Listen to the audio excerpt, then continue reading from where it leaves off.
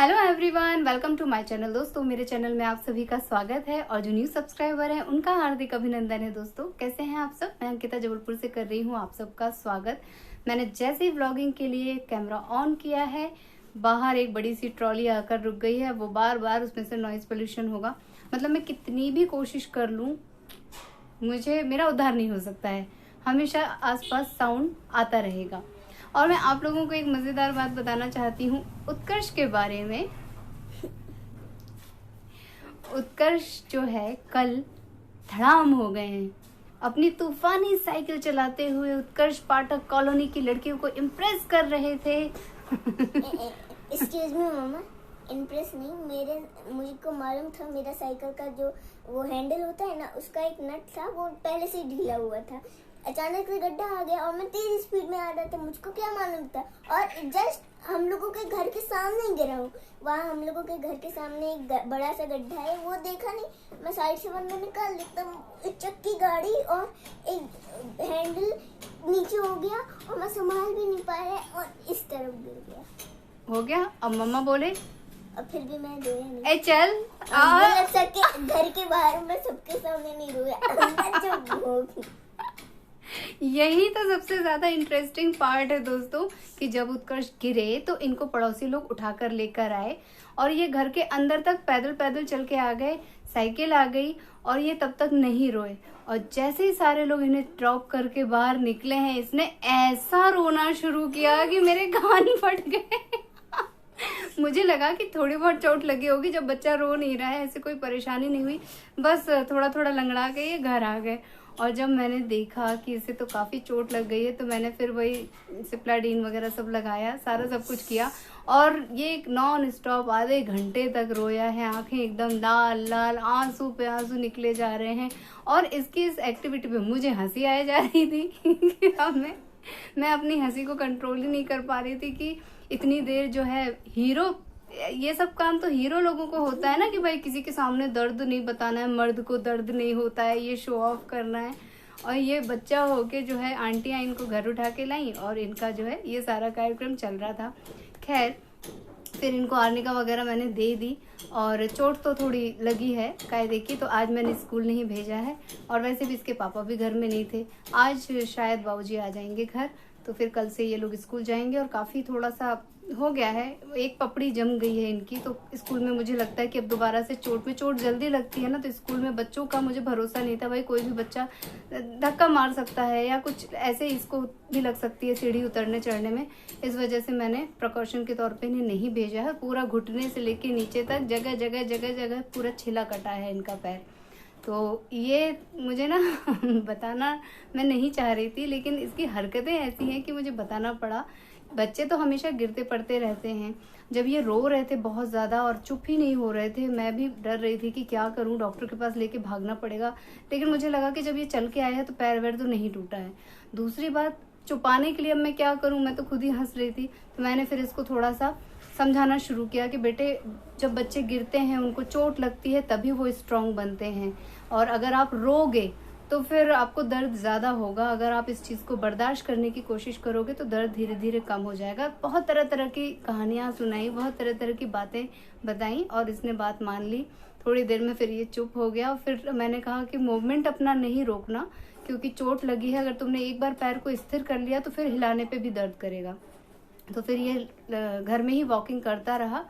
और रात में लेकिन मुझे लगा कि सोने में इसको दर्द वर्द रहा होगा, क्योंकि ये पैर वैर पटक रहा था। तो मैं बार बार इसको रात में, पूरी रात जो है 3-4 बार मैंने इसको ठीक किया है, संभाला है कि इसके पैर में रगड़ ना लग जाए बेडशीट से या चादर से या पिलो से। बहुत ध्यान रखा है। और सुबह उठ के मुझसे कह रहा है कि मम्मा, मुझे ऐसा लग रहा था कि मेरे पापा मेरे पास मेरा ये सब कर रहे हैं। ये तो हाल है, काम कर रही थी मम्मा, रात जग रही थी मम्मा, क्रेडिट मिल रहा था पापा को।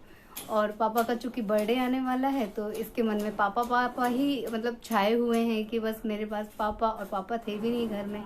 तो बच्चे मिस करते हैं, अगर मम्मा ना हो, पापा ना हो, कोई भी ना हो तो मिस करते हैं। और जब बताने लायक होते हैं तो बता भी देते हैं। पापा का बर्थडे है 2 दिन बाद, और अगर पाऊजी आज घर आ गए तो हम लोग घर में ही मम्मी और विवेक जी का दोनों का मिलके बर्थडे मनाना चाहते हैं। मतलब मम्मी जी के बर्थडे के टाइम पे मुझे बाहर जाना था, उसी दिन जाना था, तो पॉसिबल नहीं हो पा रहा था कि हम कुछ कर पाए। बस हमने समोसे मंगा के खाए थे, और जैसा हम हमेशा करते हैं और वो खुश होती हैं वैसा हम कुछ नहीं कर पाए थे, यात्रा की टेंशन थी। सो सोच रही हूँ कि इनके पापा के बर्थडे पे दादी का भी बर्थडे फिर से सेलिब्रेट किया जाए, और सारे घर के लोग रहेंगे। इस बार नवरात्रि की पूजा हमारी बहुत अच्छी हुई है, पूरी फैमिली के साथ हमने पूजा की है, तो ज़्यादा अच्छा लगता है।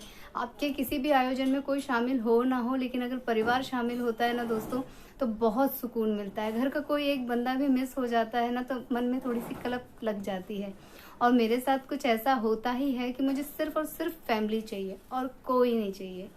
मैं, आप लोगों ने देखा होगा, दोस्त मित्र यार किसी के यहाँ नहीं जाती हूँ, किसी से मिलने नहीं जाती हूँ। जब भी मुझे मौका मिलता है उत्कर्ष और उत्कर्ष के पापा को लेके जबलपुर ही घूम लेती हूँ।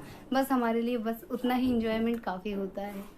सो जब उत्कर्ष को कल पैर में चोट लग गई, अब इनका ध्यान कैसे डाइवर्ट किया जाए। बच्चा चल भी नहीं पा रहा है, दर्द भी हो रहा है, और मेरे पास भी इतना समय नहीं था, हॉस्पिटल की भाग दौड़ और खाना बना के भेजना है, तो ये डॉक्टर ने बोला है तो वो भेजना है, ऐसा करना है वैसा करना है, ये सारा मेरे साथ चल रहा था। तो मैंने इसको बोला कि बेटा कुछ कर लो, कुछ आर्ट कर लो, एक जगह बैठ के करने वाला काम कर लो, कुछ ड्राइंग कर लो। तो इसने पूछा कि मम्मा मैं क्या करूँ, क्या ड्राइंग करूँ। तो मैंने कहा कि सेव द ट्री, कुछ ऐसा बनाओ जो एक बार इसने बचपन में बनाया था, मुझे याद है, और मैंने अपने ब्लॉग में शेयर किया था। मैं वही चाहती थी कि वैसे ही कुछ कॉन्सेप्ट ये बनाए, और इसने इतना ब्यूटीफुल बनाया है, मतलब मुझे वो इतना अच्छा लगा। मैं आप लोगों को दिखाती हूँ। अभी ये बनाया है उत्कर्ष ने, और मुझे बहुत ही अच्छा लगा। हालांकि इससे पहले जो इसने बनाया था उसमें कुछ पक्षी वगैरह भी बनाए थे कि पेड़ के कट जाने से उनका घोंसला गिर गया है और बहुत सारी चीज़ें, लेकिन ठीक है, मुझे लगा कि चलो वो टाइम अलग था, उसने वो कहीं से देख के बनाया था, लेकिन आज ये इसने अपने मन से बनाया है, इसलिए मुझे ज़्यादा पसंद आया। ये है वो ओल्ड वाला, कितना हल्का ये मतलब चलाता था पेंसिल, कुछ साफ दिखाई ही नहीं दे रहा है। देखा आप लोगों ने, आप लोग भी ज़रूर से अपनी राय दीजिएगा कि कैसा है, कैसा बनाया है, और क्या और बनाया जा सकता था, क्योंकि मेरे हिसाब से ठीक ही बनाया है। और अभी कुछ मैडम लोग और सिखाएंगी। क्या होता है, बच्चे थोड़ी बहुत अच्छी कल्पना कर लेते हैं और उसे जब कैनवास पे या अपने किसी भी ड्राइंग पेपर पे उतारना शुरू करते हैं, थोड़ी बहुत मिस्टेक्स होती हैं, फिर थोड़ा थोड़ा सुधार इम्प्रूवमेंट होता जाता है। प्रैक्टिस सबसे ज़्यादा ज़रूरी है। तो मुझे लगता है कि आगे इन फ्यूचर ये इसमें भी कुछ और चीज़ों को ऐड कर सकता है। आप लोग भी बताइएगा। उत्कर्ष वो सब बनाने की ज़रूर से कोशिश करिएगा। अभी समर वेकेशन में मैं ये सारी चीज़ें करवाऊंगी इससे। और फैमिली को लेके मेरा यही मानना है कि इंसान कितना भी सक्सेसफुल हो जाए, जब तक वो अपने परिवार वालों को और अपने करीबी दोस्तों को अपनी सक्सेस नहीं दिखाता है ना, तब तक उसको पचता नहीं है। जैसे मुझे कोई अचीवमेंट मिलता है ना, मैं दुनिया में नहीं चाहती कि किसी को पता चले, मैं बस चाहती हूँ मेरे फैमिली मेंबर्स को पता चल जाए कि हाँ, अंकिता को ये मिला है, अंकिता को यहाँ पे सम्मान मिला है, या अंकिता का यहाँ पे नाम हुआ है।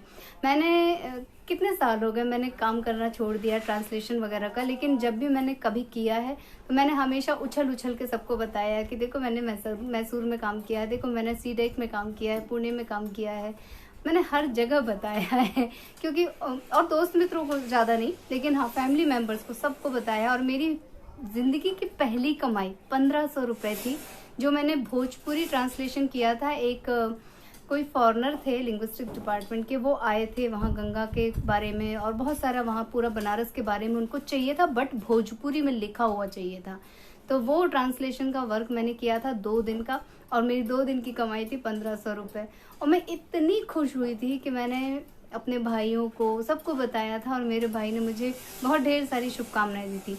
और वो मेरी 1500 रुपये की कमाई से मेरा बैंक अकाउंट खोला गया था। मुझे इतना अच्छा लगा था कि मैं क्या ही बोलूँ। सो आज के व्लॉग में कुछ खास नहीं दोस्तों। मैं सोच रही हूँ कि आज का व्लॉग में मम्मी,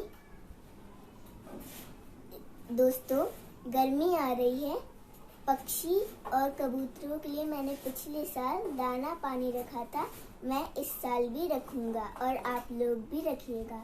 हाँ बेटा, आने दो गर्मी, अच्छी तेज गर्मी आने दो। सारे लोग रखते हैं, और हम लोग ना नीचे हमारा जो आंवला का पेड़ लगा हुआ है हमारे गेट पे, मेन गेट पे, उसमें हम 2 घड़े बड़े बड़े रख देते हैं।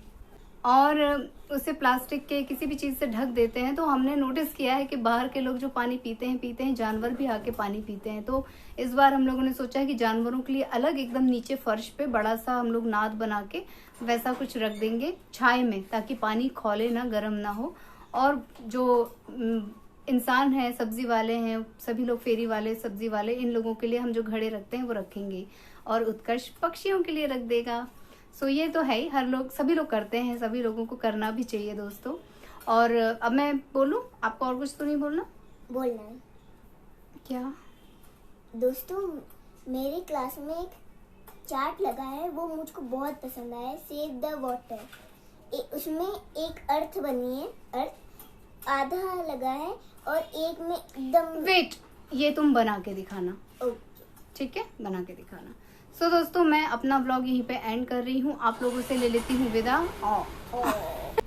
जब मैं व्लॉग एंड करने लगी तो गाड़ी भी चली गई। सो मैं अपना व्लॉग यहीं पे एंड कर ले रही हूँ, आप लोगों से ले लेती हूँ विदा। मिलूंगी अपने नेक्स्ट वीडियो में, लेकिन आप लोगों में से जो लोग नए हैं प्लीज मेरे चैनल को सब्सक्राइब कीजिएगा, वीडियोस को लाइक कीजिएगा और अपनी फैमिली और फ्रेंड्स के साथ उसे शेयर कीजिएगा दोस्तों। और इसी तरह अपना प्यार और आशीर्वाद बनाए रखिएगा। Bye bye. Bye bye and thank you for watching.